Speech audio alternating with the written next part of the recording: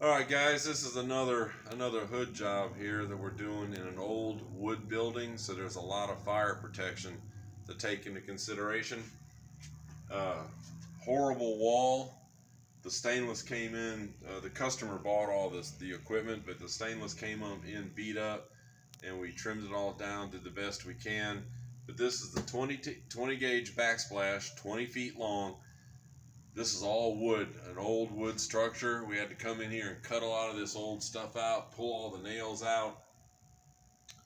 This is a 1 inch panel I put to go behind the wood, and it's got rock wool in it, which reduces my clearance to 3 inches instead of, if you have wood, anything with a hood or anything with a ductwork in Florida has to be 18 inches away from combustible material, which the wood is. So by making this 22 gauge panel and putting rock wool in it, it reduces it down to 3 inches. And the hood was ordered with a zero clearance right side, a zero clearance top, but he didn't put zero clearance on the back. So what I've got is I've got the panel, I've got an extended panel up here, and then there's one of the curbs up there. As you notice, it's all wood. So I'm going to drop a 22 gauge chase from the inside of that curb all the way around below this rafter to attach to the hood, so there's no I'm within my clearances for the fire protection.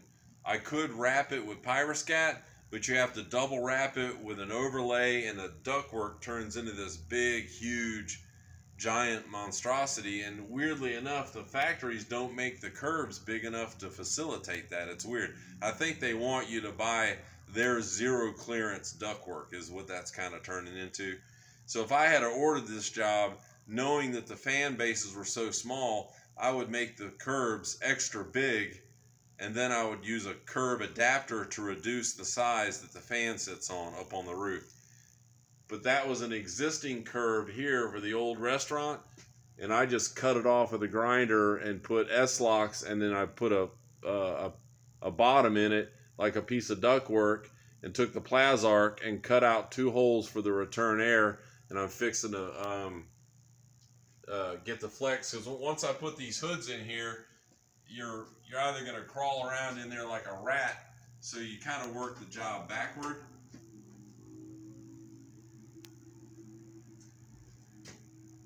And then what I made is to go up against the hood, will lay flat against the hood. The hood is built with a 3 inch void in the back of the hood, so I built this at the shop. So when I pull all these screws out, now that the stainless is on, that'll go, this will be behind the hood, this has a kink edge on it, and that'll be a finished piece, so they're not looking at a piece of galvanized behind their hood. And of course it came with an interior corner that we cut down. So this is part one of the evolution, and out here we'll show you what the hoods look like.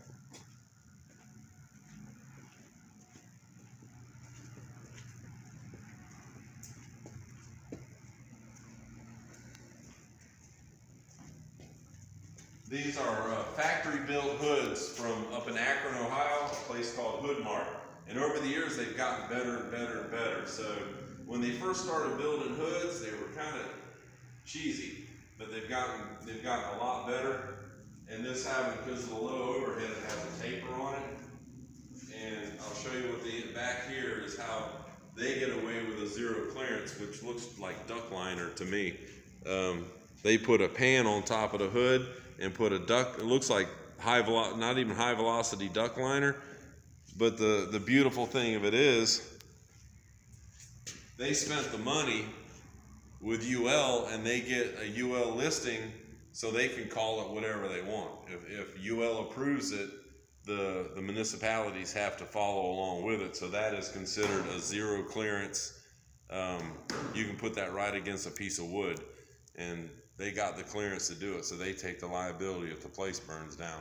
I have to have the 22 gauge reversed with a 3 inch airspace to consider it to be code. This is part one of our Range hood installation, wood structure, full fire protection.